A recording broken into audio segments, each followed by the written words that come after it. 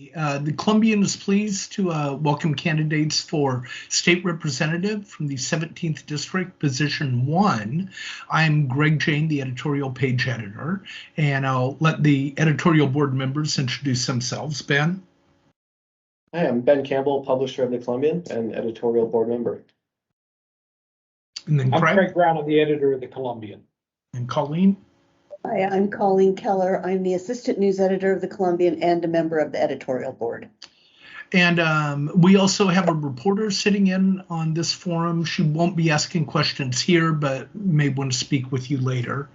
And excuse me just a moment. Okay. And I should mention, we do have a fourth candidate, Anthony Ho, who I just received a message. He's having trouble logging in.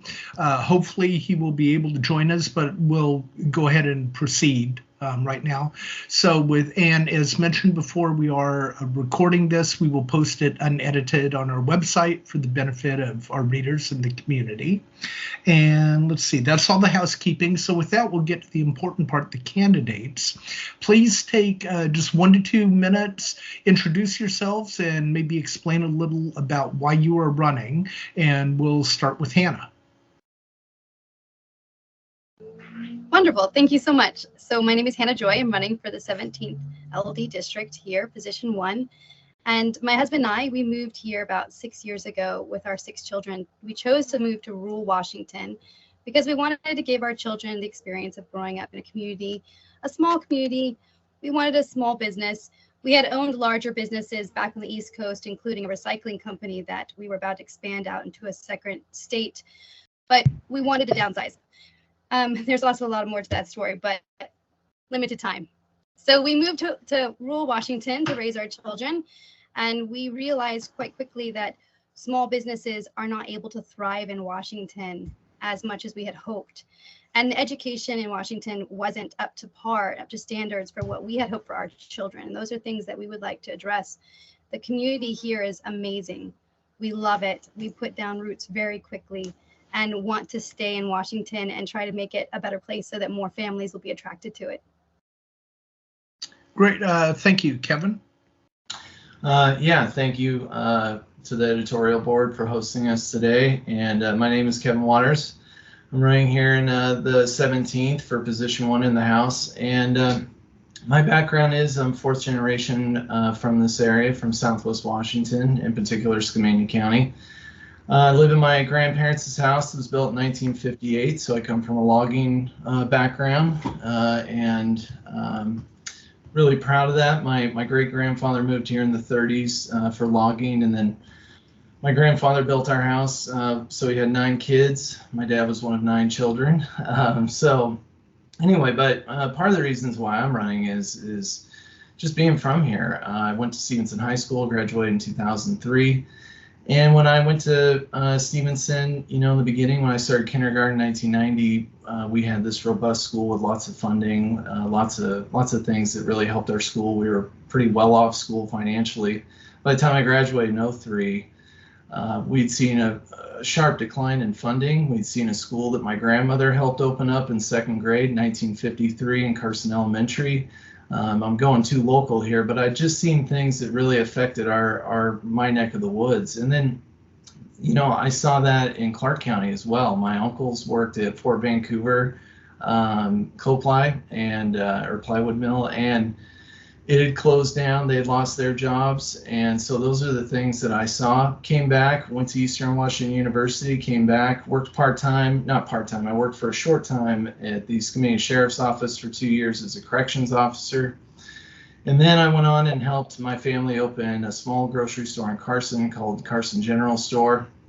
Did that for a couple of years, and then we'd opened up Backwoods Brewing. So I'm the founder of Backwoods Brewing out here in Carson.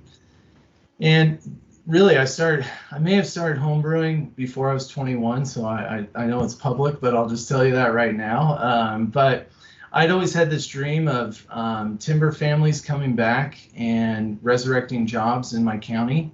And so I'm proud to say that we started Backwoods with 6 employees, and I stepped off a few years ago, and we had 70 employees when I left. We also have a second location in the Pearl District in Portland.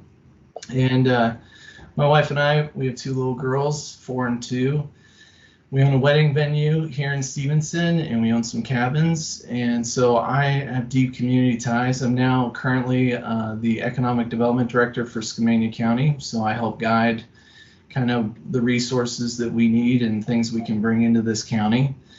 And ultimately, I should backtrack, I was also Port Commissioner here from 2010 to 2019. So, it was all those things that I really wanted to be involved in my community, help grow my community, put jobs in my community.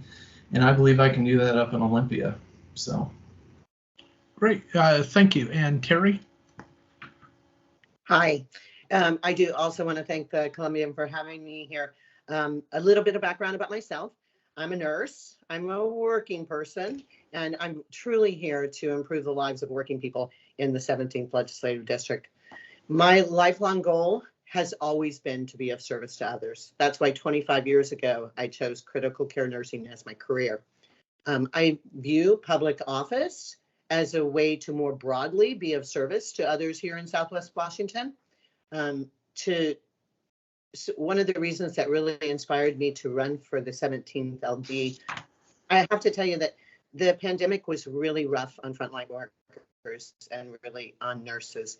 And I had a new love for my community when I would wake up, and I was working as in a hospital with frontline workers that were scared, that were putting their lives at risk, that didn't have PPE, that didn't have resources available. But my love for my community just blossomed when I would wake up and I would find hundreds of masks that were made for nurses in hospitals from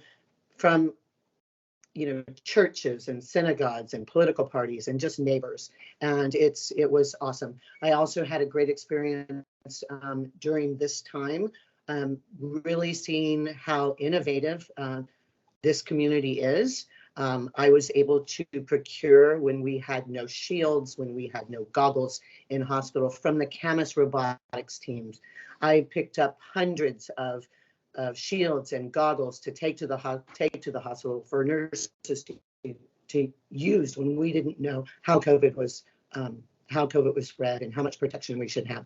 So I love this community. I'm here to work for everyone in this community, and particularly to kind of lift up the people, working people like I am. Thank you.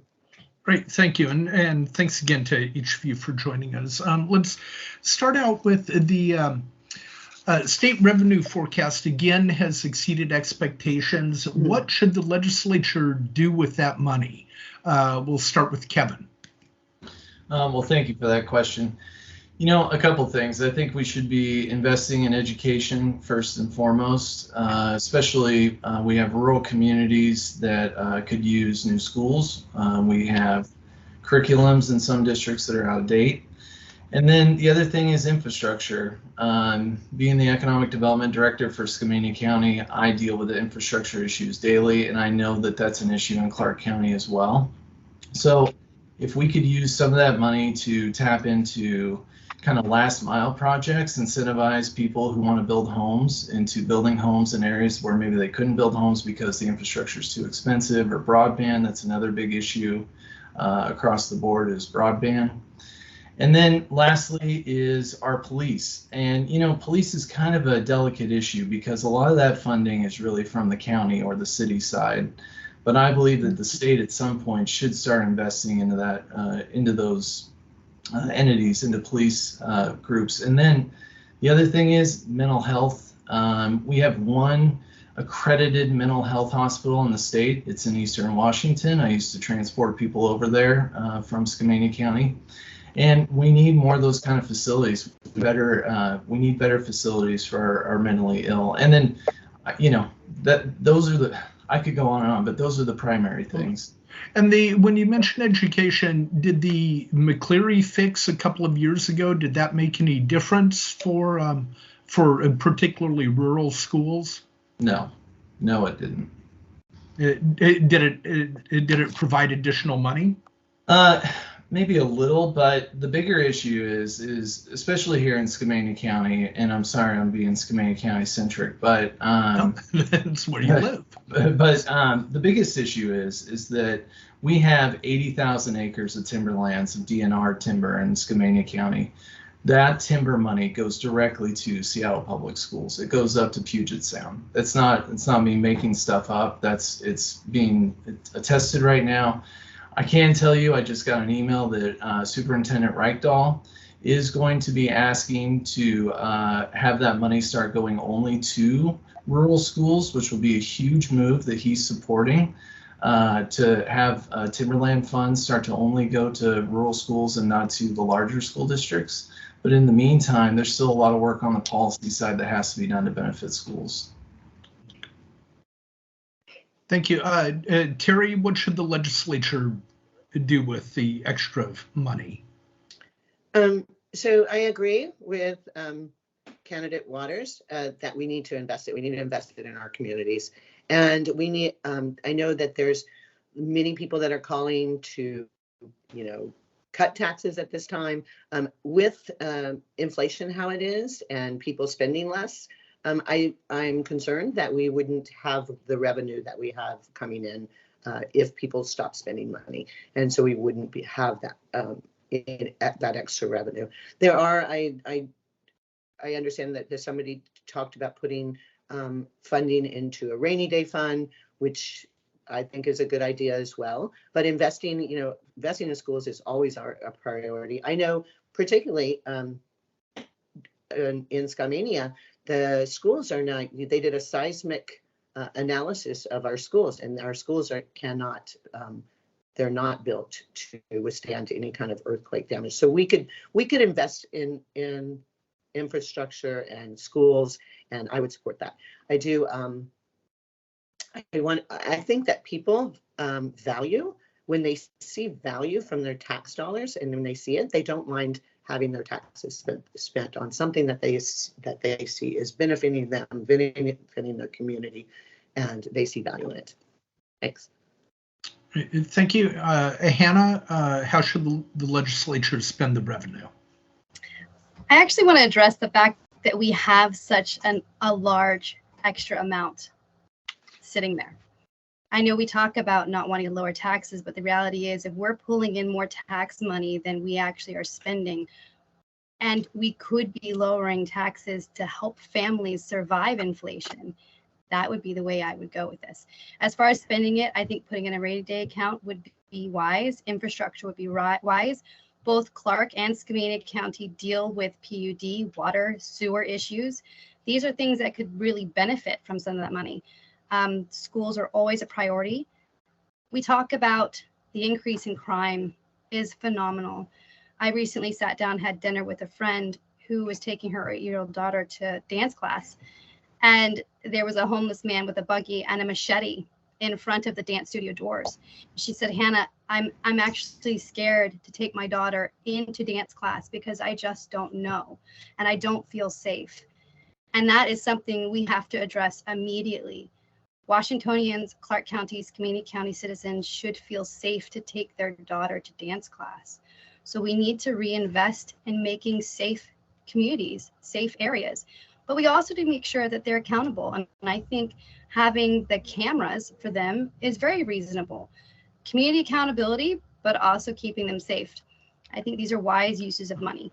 But I would argue that we should not lower taxes because that is the best way to help struggling families. No one will know where to invest money into helping that family more than the family itself. And by retaining more of their paycheck, they're going to be able to provide their family with the needs that they know they need. Thank you, Hannah. Anthony, I'm glad you could join us. Can you hear me okay? I can kind of sort of hear you. Let me see if I can get the volume up here. Uh-oh. Anyway, let's see here. I can at least see everybody. I apologize for the less than glamorous surroundings. It's Anthony, okay. we can just barely hear you. Is there some way you can turn your microphone up or move closer to it?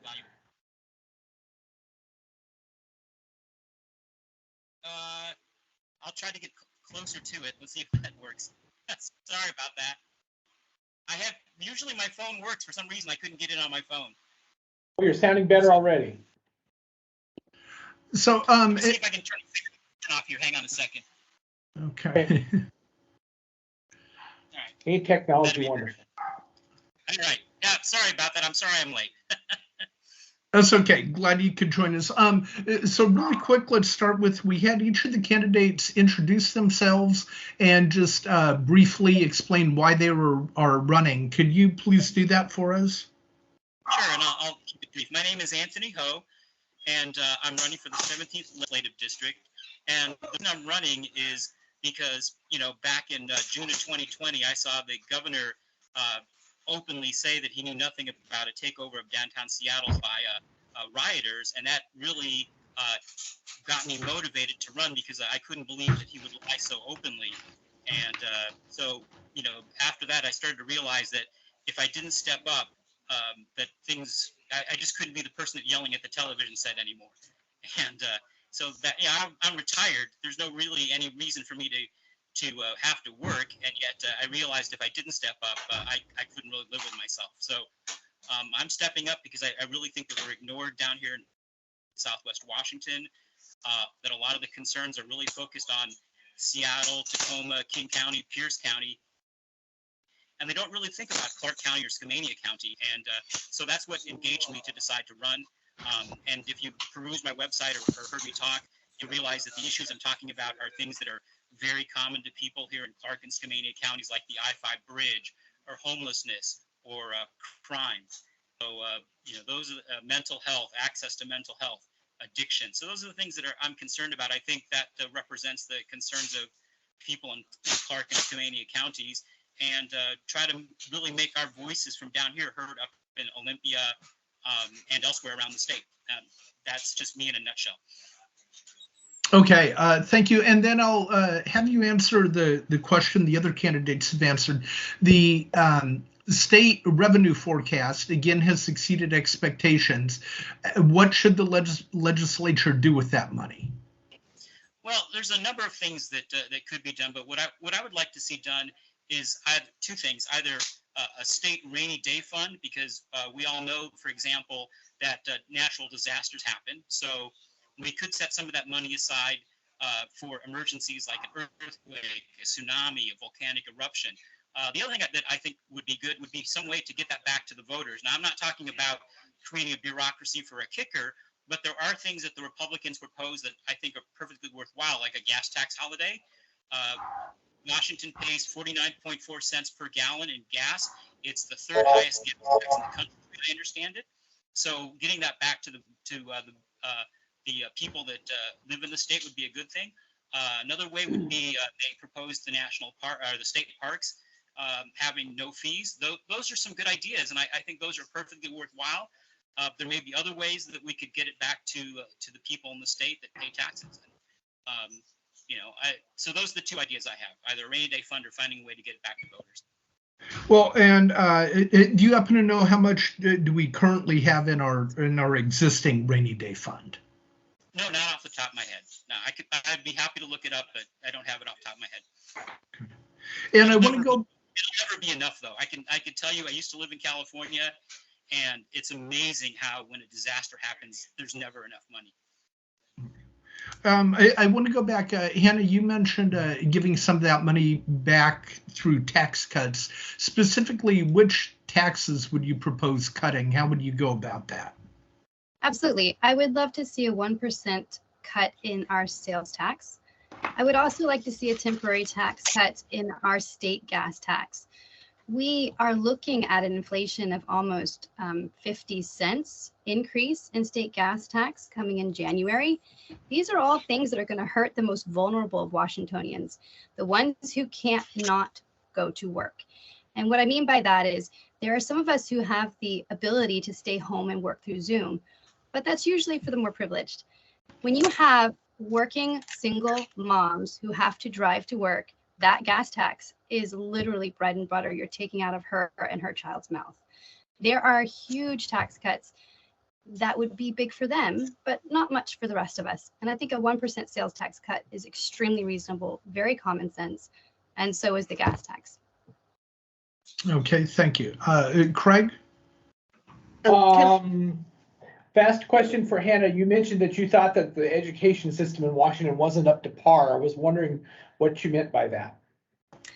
Yeah, so obviously I've lived in another state before I came to Washington, so I've seen a couple of different educational systems. Washington seems to be very hyper-focused on not basic education, and I foresee that as an issue. When I talk about wanting my children to be educated, I want them to be educated in the most basics: mathematics, language, arts. But there seems to be this push for let's just be frank. There's this push for a lot of sexual education that I believe should stay within the home. A school's place is not to teach that. That's a place for mom and dad. That's a place for mom and mom. That's a place for a family to be able to teach that within their home, not the school. And I also think critical race theory is just that. It's a theory. It's not an educational plan. It's not something that should be brought into children. Are you contending that critical race theory is taught in Washington schools, although the state school superintendent denies that? You have to repeat that. I'm sorry, you broke up. So the state superintendent of public instruction denies that critical race theory is taught in Washington schools. Do you believe that it is? It is. It's permeated mostly through our curriculum. It doesn't have to be an actual class of critical race theory. It's an idea, it's a theory, and it's interwoven into a lot of the educational curriculum, especially. And your social emotional learning is also intertwined in a lot of your curriculum. You see that in mathematics. You see that in a lot of the areas where it really doesn't have a place for it, in my opinion. So yes, you can deny it, but it is interwoven into the curriculum, especially when you choose a curriculum that specifically has that in it.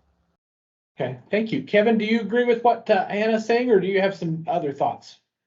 You know, personally, I don't follow the critical race theory stuff, but what I do follow is that 70% of our kids can't test correctly in math. They're not up to par in math. So, you know, there's some basic education stuff that I'd like to see improved.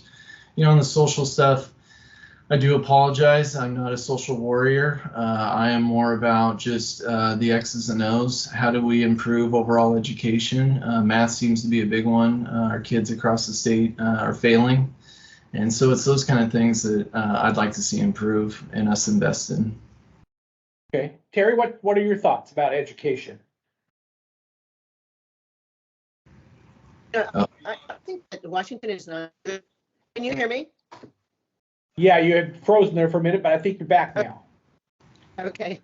I'm having some connecting problems, so I didn't really hear a lot of what Hannah said or Kevin. But I think that our education system is on a good path. I've had grandchildren that have graduated from school here, and you know, I have a daughter that went to school in public schools as well. And I don't really think that critical race theory is interwoven in our schools. I think that I do embrace diversity, and I do appreciate the fact that people are teaching children to embrace diversity. I think our children don't have a problem with that at all. So I think we're on a great path there. Okay, and Anthony, what are your thoughts about education and how Washington's curriculum is structured? Yeah, so here in Washington State, we spend about $18,800, $19,000, right around there per student, which is an awful lot of money. And yet we see declining enrollments. And the reason we see, I think, declining enrollments is that the parents are not satisfied with what's being taught in schools, with the curriculum. So it really isn't a matter of what I feel. I actually don't have any kids. It's what the parents feel, and that the declining enrollment is a symptom of an underlying problem, and it's a dissatisfaction with the current curriculum, that the schools aren't teaching what the parents expect the schools to teach. So obviously we have to address that. We have to look at what the curriculum is. Now, Hannah feels that it might have something to do with critical race theory, and of course the state superintendent says that no such thing is taught, and it's true that there's no official critical race theory, but nevertheless, when I took a look at the Teachers Union website, for example, I see all the buzzwords for critical race theory included in what they expect the teachers, the union expects the teachers to deliver. So whether it's an official policy or not, the fact is parents see that, you know, when kids get assignments and they see that it doesn't really, there's a political tinge to the assignments for what should be, you know, not something that doesn't have a political tinge, that causes them to really take a look, and they start looking at private schools. They start looking at homeschooling. So ultimately, if we don't, you know, we as leaders don't start looking at what the curriculum is and why it is that the enrollments are dropping, we're going to face a crisis in schools where we have all this money and there's no kids in the school because the parents have started to pull them out. And they're pulling them out even without any sort of funding being provided to, you know, people talk about giving, you know, money to kids or to parents so they can put them in private school. They're already doing that even without that kind of support. That should be really worrisome. So, and I think that's something that needs to be addressed. And I don't want to point fingers, because it's not about pointing fingers. It's about finding a solution to the problem of declining enrollment. Can I like just say that there's many reasons for declining enrollment, and the pandemic has a lot to do with it. Businesses are having slow to restart. Schools are being slow to restart. You know, people have found, you know, working from home, there's much more flexibility. They're going to other options. They used private schools when public schools were closed. So I mean, I don't think that declining enrollment is solely because people don't like the curriculum. I think that that's a very small reason why we're seeing declining enrollment. As a legislator, I would support the state stepping in and funding schools until their enrollment rebounds and we get back to a robust public school system. I'd like to address that really quickly. 44,000 families have left the state of Washington. That is a huge number. That's not just being upset with COVID and not being able to go to school. They left the state. These children are not coming back to school. You're not going to increase enrollment by bringing them back from Florida, Idaho, wherever they've moved from. There is some underlying severe issues within our school district that need to be addressed. Anthony talked about $18,000 per year for a child to be in school. And I do support a voucher system that would have that parent take that money to go towards whatever school and education that child needs to benefit it. We talk about the suicide rate right now for children in school is super high. But if a parent was able to take that money and put them into a charter school and get them away from whatever issue was happening within that school, whether it be bullying or just not being able to get along, imagine the mental health that we could improve with our children by taking them out of disastrous environments simply by letting the parents choose the school. So you think that I should pay for a parent to go to a private school? Through a voucher system. So a voucher system is simply what we're paying now. We're all voucher systems. But now don't we all have some control over the curriculum? I mean, we elect school board members, we pay the teachers' salaries, and that wouldn't be the case. Oh, well, I disagree with you. I think that's exactly the case. When you look at, let's just say, grocery stores within a certain area in a county, one is going to be, more money is going to be spent at one because of the products that they have versus another. Whether that grocery store is organic or whether this one is not, the consumer is going to decide where to put that money. Do my taxes support grocery stores? Do your tax? Well, I guess it depends if the grocery store takes a subsidy. I'm not sure. I would definitely argue that a voucher system is different. You should be able to take your taxpayer money. I pay into the school system, correct, with my property taxes. And everybody else pays into the property tax system for schools. Yet I don't use the public school system. I have 6 children. And isn't that your choice? It is my choice. So why do I have to pay for it? Why do I have to pay to put somebody else's child in an educational system that I don't believe in? So we're kind of the same situation. Do you think the entire community benefits from public education? I do believe there's a certain part of society that absolutely benefits from public education, and public education is absolutely necessary to a civil society. Okay, we're going to move on. Colleen? Yes, I'd just like to get each of you your position on the Interstate Bridge Replacement Program, which is a huge project and is going to continue to be so for some time. Terri, why don't we start with you? Okay, great. Thank you for this question. I 100% support the Interstate Bridge Replacement Program. The bridge, it's an economic issue, it's an environmental issue, and it's a safety issue. I mean, that bridge has to be replaced. It is a vital structure for commerce going back and forth between up and down the coast. So I 100% support that. I will always advocate for cost savings for Washington and for people that live in Southwest Washington, so people can count on me for that. Yeah, 100%. All right, Kevin, how about you? Well, thank you very much, Colleen, for that question. I too support the I-5 bridge. I come from a little bit different angle. So I serve on the Regional Transportation Committee here in Skamania County, which also is Clark County. And my business as well, Backwoods, has been deeply affected by the I-5 bridge. So I'll give you an example really quick, which is, we ship beer on a Thursday or a Friday, and it's a full truck, and it's about $100,000 worth of beer sitting on that truck.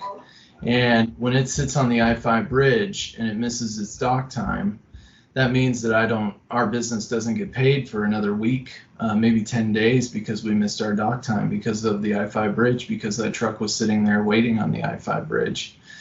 And so as a business owner and someone that knows a lot of businesses that use the I-5 bridge, I absolutely support a new I-5 bridge, because it's the bloodline of our commerce. Now, people say a third bridge, and I'll get into the third bridge for a second. We have to do this bridge first before we can do a third bridge. I also support a third bridge eventually, but the heart of the matter is that Swan Island, that whole area, is where all the big trucks go to offload in Portland. It's where they load up in Portland. It's where our tons of distribution centers are. So the infrastructure for the third bridge is not there. It's not, and I'm not saying I don't support the third bridge. I'm just saying that I eventually think we should do it. But in the meantime, we have to fix a 100-year-old bridge. That being said, I come at the different angle, which is we have no leverage with Oregon. And to kind of, I did watch a previous debate with Representative Harris and Joe Keir, and one thing that Representative Harris brought up that was a really good point, which is, Portland would like to see it a walking bridge. And so where do we have the leverage? And that's where I come from. I kind of look at it as the basic line of, where do we get the leverage with Oregon? We supply a ton of their workforce. We pay Oregon taxes in some capacity there. How do we get leverage with Oregon? Washington State's already the legislature's already put $1 billion towards the I-5 bridge. So it's time that we finish this thing up, do the citizens right, do a bridge that's right for Southwest Washington, do it the way they want it, and move on and get other projects done. Okay, thanks. Anthony, what's your position on the I-5 bridge? Well, my position has always been very clear on I-5 bridge. It does need to be replaced, but it should be replaced with something that the residents actually want. Voters here in Clark County have made very clear that they do not want light rail on that bridge and that they want alternatives looked at. At the most recent RTC meeting, I was the only one that spoke up about concerns about light rail from the public. Like I said, that's my viewpoint on that. It definitely needs to be replaced, but things like tolling and light rail are very big concerns for people here. And with light rail, one of the biggest concerns with rail, besides the issue of crime, and frankly, I work here in Portland right now. That's where I'm at. I see people get on that homeless, mentally ill people, drug addicts get on that train and use it as a day shelter, and they go back and forth riding the MAX system all day long. So extending it into downtown Vancouver means that we're going to see those people riding into downtown Vancouver, along with the problems that'll bring. The cost, if you look at the cost of the Orange Line in Portland, that was $200 million per mile. the cost of the light rail in Seattle, $600 million per mile. You know, the fact they don't even enforce the fares on Max right now. So there's some real issues of debt and cost that's going to be really impact the residents of Clark County that really needs to be looked at. And by the way, I have an interest in replacing that I-5 bridge. This is a hot card. I use C-Tran to get into Portland most days. And so I'm well aware of the need to have, you know, avoid backups on that I-5. And I definitely want that bridge replaced, but it needs to be replaced with something that will work with the people of Washington. The fact is that there's a certain inertia or momentum with the way the approvals go. Looking over the documents, light rail is sort of baked in, and with the continued approvals, it gets harder to back away and look at alternatives. But that's what the people of Southwest Washington want. And the analogy I use is this, is that it's like you want to buy a new car, and you've decided that the right car for you is a minivan. But you can only get money from your rich uncle if you buy a Hummer. And it's like, well, I don't really need a Hummer. So, but because you need the money for the down payment from your uncle, you're forced to buy a Hummer. So in the end, you buy a vehicle that doesn't work for you, that's more expensive to maintain, and you can't afford, because that's what your uncle will give you the down payment for. That's kind of what I think is how I feel it's going on with the I-5 bridge replacement. They want that federal money, and so there's, you know, requirements to have light rail on it. But again, I think the voices of the people of Southwest Washington that really don't want light rail and would prefer an alternative need to be looked at. So anyway, there you go. Right. And Hannah, what's your position? I'm going to have you repeat the question, please. Just what's your position on the I-5 bridge replacement program? I would agree with Anthony that it does need to be improved, but it needs to be improved for how Southwest Washington needs it. And that does not include light rail. We need more lanes. There is a large issue between Oregon and Washington, especially when it comes to tolling, that is really going to affect a lot of Washington residents who work in Portland. That is a big issue for me. It seems to me, through the debates that I've listened to, is that Oregon is the one who is demanding things and Washington is the one who has to pay for it. This is an issue that I don't think will be able to be addressed between the two states. And this is where a very appropriate federal intervention needs to come in. And I do believe that they would be able to come in and make a decision that would be best for both states when it concerns the I-5. I do think we also need a third bridge, but a true third bridge with lanes, not light rail. I'm always in Clark County, especially when I'm canvassing. I'm canvassing all the time. And I see buses running here and there and everywhere, empty. Maybe one person, maybe two people. And my thought process on that is, how much money are we wasting in precious fuel? How much money is going towards these buses when they're actually not transporting anyone, or we can reduce the size of the bus to a van or something more affordable? We have massive waste, it seems, everywhere we turn that can be easily cut, but still provide the people what they need to have. I'd like to bring us back to the bridge issue several years ago, when there was an audit done and there was massive amounts of fraud found within that bridge. We have to make sure that when we do bridges and we do these structures, we're doing them with the most transparency possible to save taxpayers money, because it's them who are paying for it. Every penny of it is coming out of taxpayer pockets. I don't recall any audit that uncovered massive fraud in the Columbia River Crossing project. Can you remind me what that's about? Sure. So it was several years ago, over a decade ago, is Dave Madore, who's the one who funded this investigative insight, and it was done by Tiffany Couch. She's the one who did this, and I can't bring it up on my computer right now, but if you simply Google that, you will find where they found massive amounts of taxpayer money going into the pockets of friends of people who were planning the bridge. This is the first. To clarify, this is a partisan group that opposed the bridge that funded this critical audit. There was no state audit or government audit and no charges or anything. So I don't believe there was anything like that, but this is a interest group that was critical of the bridge. Sure. Truth, no matter how found out, is truth. Okay, thank you. Now, I want to go back just for a second, Anthony, since you brought this up first. So if you favor a bridge that the people of Southwest Washington would support, how do you deal with Oregon? There's a disconnect there. If Oregon wants something different. Of course, there's a disconnect.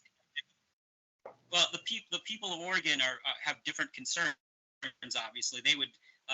TriMet has massive debt. They would love to have the voters in Southwest Washington cover that debt. So yeah, of course, there's going to be some concerns. Hannah is right that I think ultimately it's going to require a couple of things. Otherwise, we're going to see a repeat of the past where it ends up getting voted down somewhere. I think at the federal level, they have to realize that alternatives to light rail need to be acceptable. And frankly, for Oregonians, I would go, why is there a need for them to be so strongly in favor of light rail if there are alternatives that work just as well, that will get people into Vancouver? You know, they don't need to be married to a particular plan to solve mass transit across the bridge. I think, you know, people in Southwest Washington are intelligent, they're innovative, they come up with fresh ideas, and being married to one particular plan, when you start looking at the costs, when you start looking at the debt, you start looking at all the other issues, why do we need to be married to one plan if there are better solutions out there?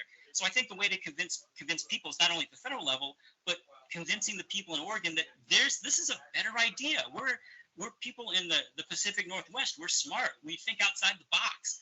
And I think that's how you get people. You go, hey, this is a better solution. And you know, as long as we get away from people that are just married to one particular idea, I think that's definitely a way to move forward with this in a way that manages to satisfy everyone. I think build a better mousetrap and the world will beat a path to your door, you know? Okay, thank you. Terri, did you want to add something really quick? I just wanted to add, you know, because I didn't talk about light rail. I do support light rail, and I believe that we have to plan ahead and we have to build a bridge for the future that includes additional transit options. We need to build a bridge that's going to last us for 100 years. So we need to think about, as Anthony just said, mass transit and what that's going to look like. Light rail is the closest thing that you can put in place, because you're, you know, now to accommodate those mass transit accommodations. Okay, thank you. Colleen, did you have a follow-up or? No, I just wanted to clarify with Anthony that what you mean is go forward with this I-5 bridge project, but without light rail, with, like, say, bus rapid transit. Is that what you think people would prefer? I think bus rapid transit would be an acceptable alternative. It would be a dedicated lane, and you know, it would be akin to the Vine, which I think is going in on Mill Plain. It already runs through you know, parts of Vancouver, and I think that would be a perfectly acceptable alternative. It offers flexibility. It offers some ability to go to the future. Get rid of this annoying phone call. And so yeah, there's definitely one alternative. The fact is, though, that the proposal that went forward didn't even look at alternatives. It wasn't even considered, and that's really, I think, you know, an affront to the people of Southwest Washington, that they really expressed a strong desire for alternatives to light rail. And again, that's part of why I say their voices aren't being heard. Some basic respect. Okay. At least And I'm sorry, I think we need to move on here, but thank you. I want to move on just well, Ben, did you have anything? Yeah, I have a question.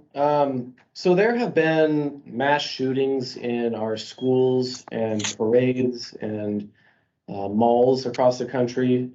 What can be done at the state level to address this? Why don't we start with Kevin? Well, thank you, Ben, for that question. You know, right now, Washington is in a really tough position. We have some of the strictest gun laws in the state. And, you know, where do we go from here? I don't quite know, to be honest with you. The biggest thing for me is school shootings, and how do we address school shootings, and how do we look at safer schools? And so, to me, it's the things that we talk about as well, limiting magazine capacity. But the residents here in Washington State, especially on the border of Oregon, can go right into Oregon and buy magazines, and so the bigger capacity magazines. So, for me, I think it really starts out with going back to funding our police and our mental health, and going back to mental health and figuring out a way to give the help that mental health folks need. I worked as a corrections officer. I saw literally every day, I saw people with mental health needs that scared me. I mean, I thought they were the type that would go up and shoot up a building or go do something terrible to their family. And it was almost like a cry for help, but they were also clogging up our judicial system. And so, how do we give them the tools that they need to get the help that they need from the mental health, and also not clog up our judicial system, not clog up our jails? And so those are the things that I'm going to try to work on if I get up in Olympia. Thank you. Hannah? What has been happening across the nation with shootings is a tragedy. I believe that when we start reinvesting in our safety officers, our peace officers, we start reinvesting in the safety of Washington through that, we're going to see a decrease. We also need to address the fact that many of the school shootings have come from within. We've seen this time and time again, where a child has been bullied, there's mental illness issues, there's not the help that they need, there's bad things going on at home, they feel there's no escape, and so they do awful things because they're not able to get the help that they need. And I would wrap this right back around to the reason why we need a voucher system. If that parent was able to take that child out of that situation where he was obviously not getting the help that he needed, and put him into an environment that would heal them and help them and give them the mental health that they need, we would see a decrease in the amount of abuse and issues that we have within the school system. So this is a multifaceted issue that needs to be addressed at many different levels. But I do believe absolutely we have to refund our police to keep us safe, first and foremost. You say refund our police. Has police funding been cut in Washington? It seems to be more of a trend, not just in Washington, but it definitely is a trend. Has police funding been cut in Washington? Police or sheriff? No. I mean, these are two different things we're talking about. Law enforcement in itself. I do believe that the whole thought process of the legislation has not been specifically to defund, but to definitely handcuff them and prevent them from doing their job. And one way to take some of those handcuffs off is by giving them what they need to be able to hire staff. You know that the Sheriff's Department in Clark County is severely understaffed. And Clark County Police Department and Clark County Sheriff's Office are competing with staff. And that is an issue of funding. So maybe they're not being defunded, but they need to be better funded. Okay, thank you. Ben, Anthony, what can we do at the state level to address mass shootings? So our mental health system across the entire country is a disaster. There's just no way around that. If you look at Washington State, we have 2 state hospitals for people with severe mental illness. A Western hospital and an Eastern State hospital. The Western State hospital, which is, I believe, in the Tacoma area, isn't even certified for Medicare. So in other words, it's an uncertified state mental hospital.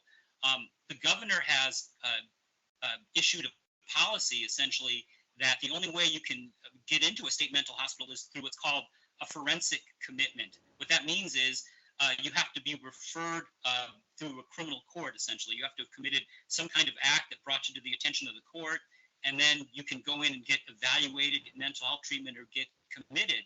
What that means is, on the other hand, civil commitments, there's really no way to get someone civilly committed in this state very easily. And every one of these shootings that we've talked about, it seems to me the common thread is that these people have, given warnings of mental health problems ahead of time. And if the families, really have no recourse to try to get these people long-term mental health care.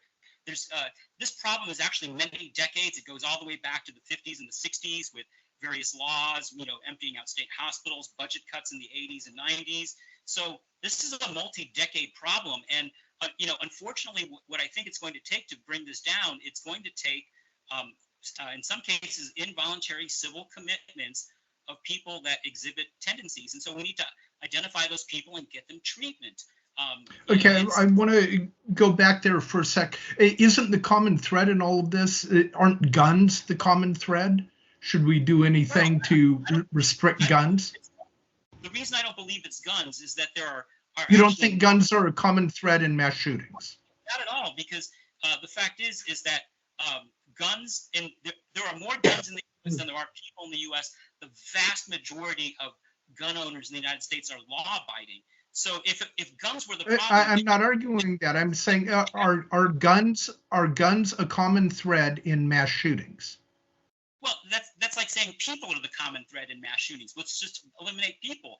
That's not a good way to look at the problem, because if you eliminate guns, let's say that you wanted to ban guns, that actually harms people that are not doing anything wrong. And so the way I see but should we make them harder to get? Well, I would say that we need to make them harder for people with mental illness problems harder to get. I don't have a problem with that, but I don't want to do it in a way that harms the rights of law-abiding people any more than that. The analogy I guess I would use would be, well, we have drunk drivers. Let's just ban cars. Let's say that more Fords are used in drunk driving accidents. Let's just ban Fords. Well, does that mean that somebody that's driving a Ford isn't allowed to buy a Ford anymore? That doesn't make any sense. The fact is that the problem is that we have people that are unstable that have access to firearms. So we can look at identifying the unstable people and getting them treatment. That everybody's a winner then. Everybody's a winner. So you do support Washington's red flag laws? I would support. Maybe not in exactly the way that they're phrased, because I think that they're, and I'd have to look at them more closely. I would want to make sure that law-abiding people don't have their rights violated. It would be like, if a reporter writes a story that is libelous, that, well, then we should ban all writers. No, we need to take a look at what the problem is and deal with the problem. And I really believe the problem is that we have an issue with mental health treatment in this country, and it isn't just guns. We look at the homeless. Okay, and thanks we need to move on. Terri? Okay, I do want to tell you that I absolutely support Washington's red flag laws. And I was really encouraged when I went to the sheriff candidates forum, and every one of them talked about red flag laws and how it saves lives and so how they support it. They haven't seen any abuse of it. People will temporarily lose the right to have their gun while and people and lives were saved. I think balancing the right to own guns, it's not really an all or nothing proposition. I think we all need to be open to ideas and solutions, and we need to kind of like stop and talk about what is sensible gun ownership to people in Washington, and what does that look like, instead of people rushing to that they're coming to take all my guns away. So I think conversations need to be had. I think that there are some things that we can all agree on, and I think keeping guns out of the hands of people that are likely to harm themselves or harm others before they act is something that is the most effective way to prevent gun violence, and something that we can all agree on. As a nurse, I've seen so much tragedy from gun violence in my career as a trauma nurse, working in emergency rooms, and it's heartbreaking. And I'm not taking care of a bunch of bad guys. I'm taking care of somebody that got a hold of a gun that was unsecured, or I'm taking care of family members, and families have been torn apart. It is truly heartbreaking. So anything that we can do to protect families, protect children, protect everybody, I think Washington is on the right path with limiting large capacity magazines. And I wholeheartedly support our red flag laws.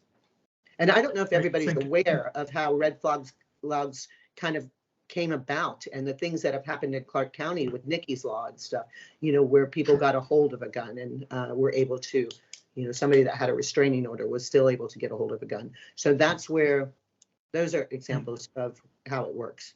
Right. Ben, did you have a follow-up or? No, let's see. Okay, move on very quickly. Quick question. Hannah, would you support a state ban on abortion?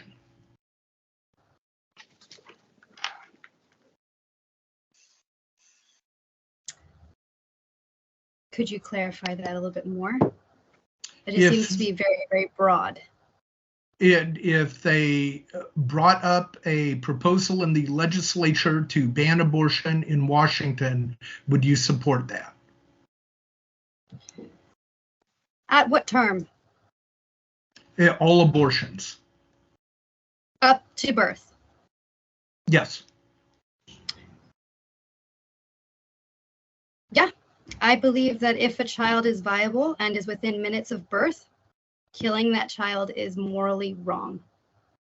Well, and even so, no abortions at 12 weeks.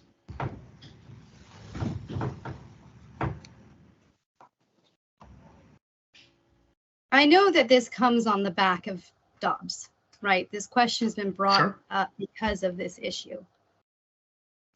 And what is your answer? Oh, let me go through this real quick. The decision that was made by the Supreme Court was the absolute most correct decision. But what is your answer? They had made a mistake by taking away the state's rights to decide this issue. So how would you decide it for our state? I'm getting there. When you give this right back to the state, then the people are the ones who will be able to decide this. How would you decide it for our state? How would I decide it for my district? How would you vote?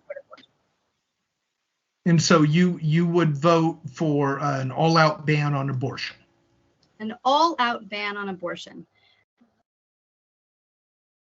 What does that even mean? An all-out ban. Okay, I think you've answered. Anthony, would you support a statewide ban on abortion? So let me start from the beginning. I am pro-life. I'm Catholic, so I believe that life begins at conception. But with that being said, I realize that my belief is also a religious belief, and I don't believe in imposing my religious belief on other people because that's another principle I have. That being said,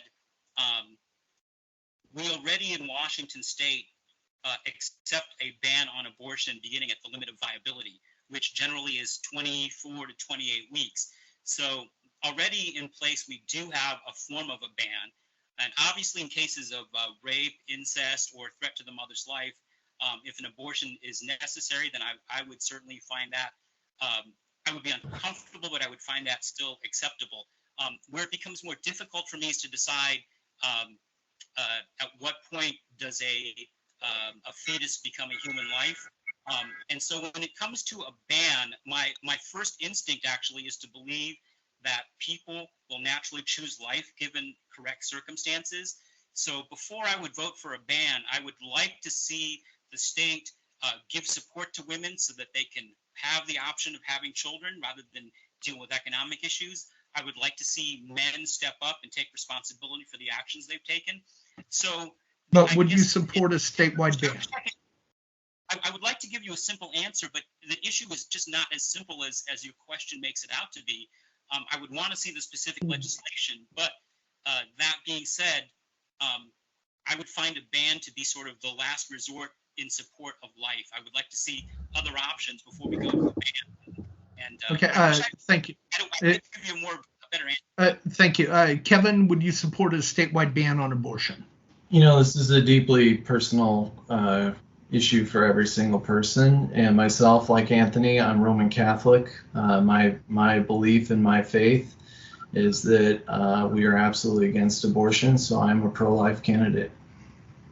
So would you support a statewide ban on abortion? Yes.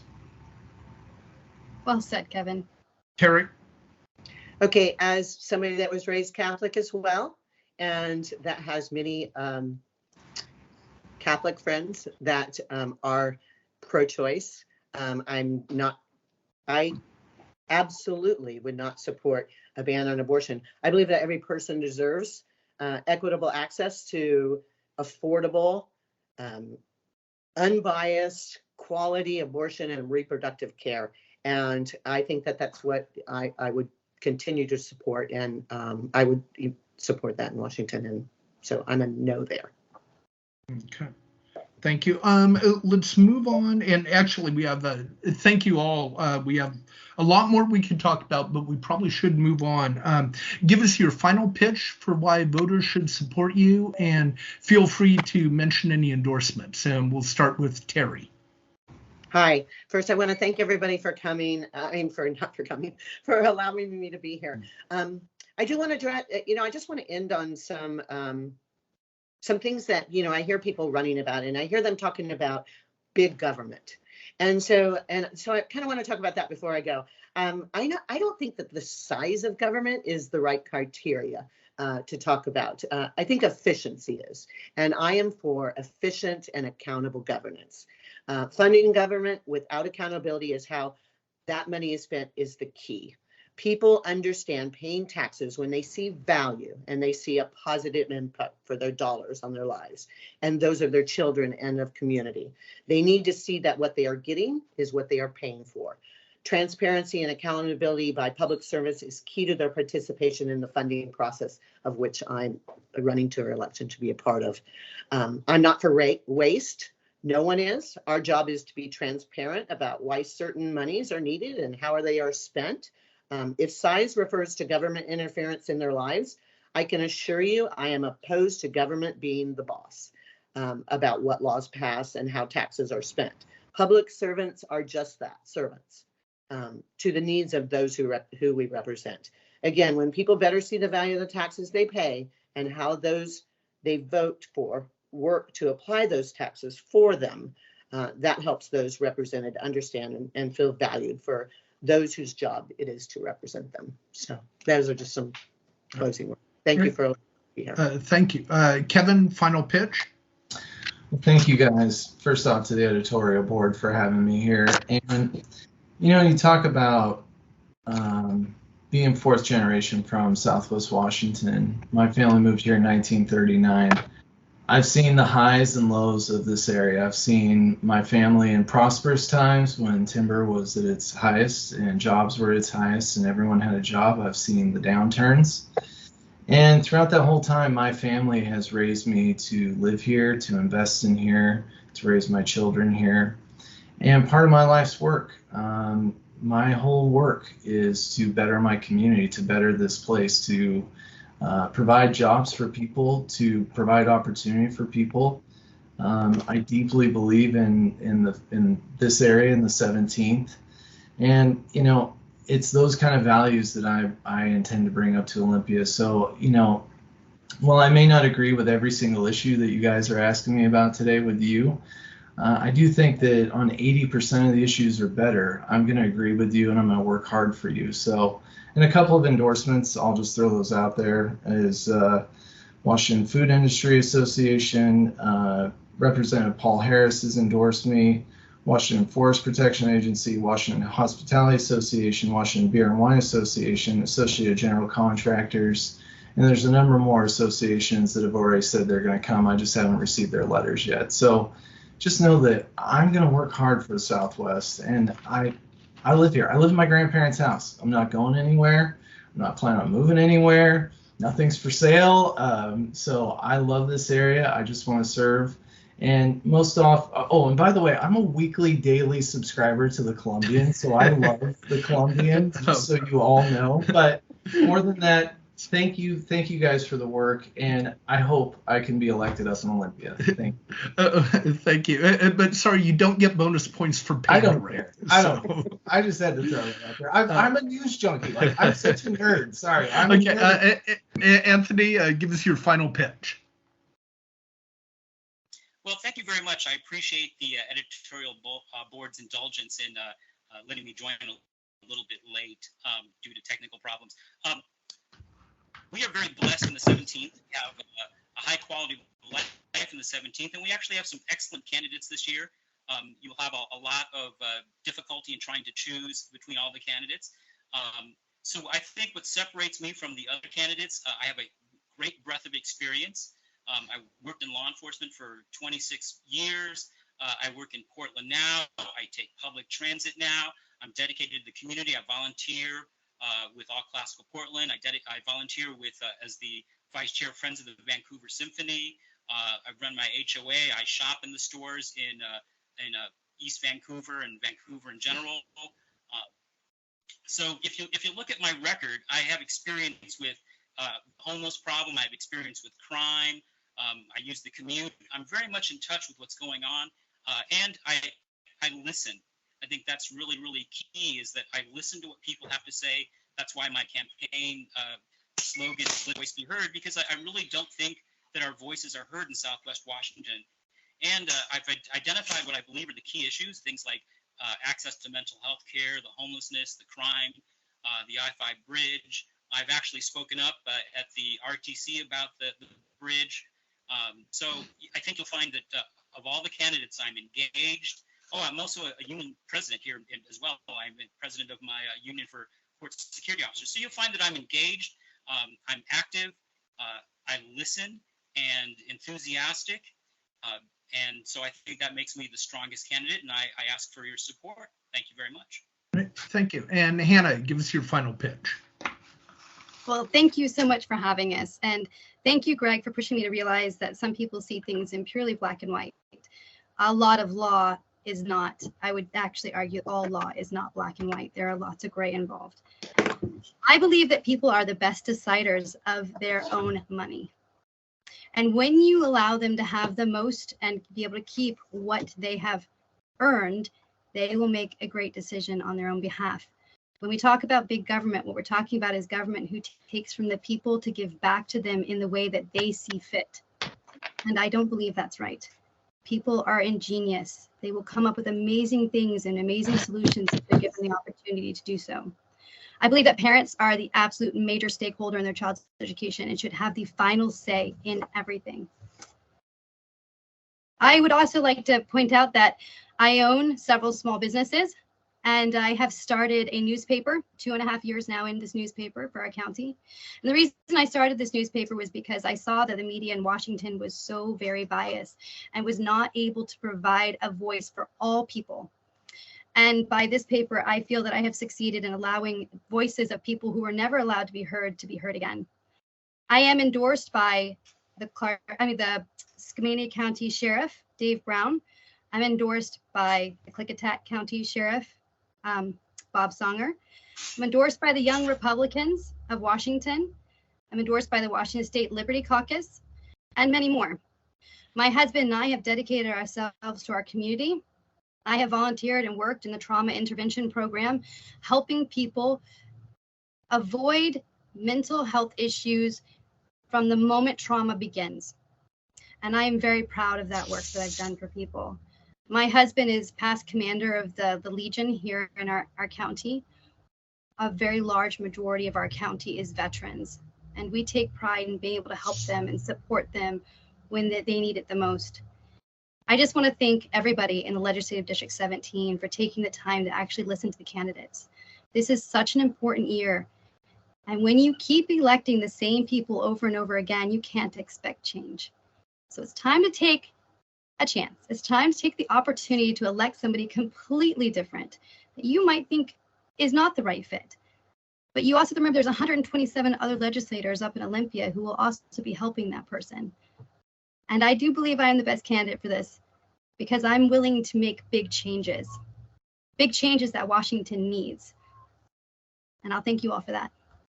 Greg, Great, thank you. can I take just 1 minute? I forgot my endorsements. It'll just take me a second.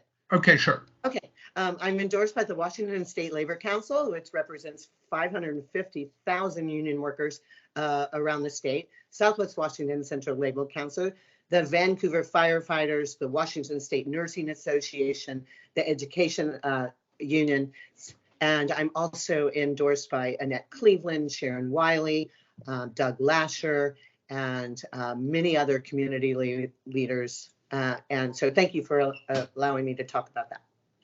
Great. Thank you all for joining us, and best of luck. Thank you. Thanks, everybody. Thank Thank you.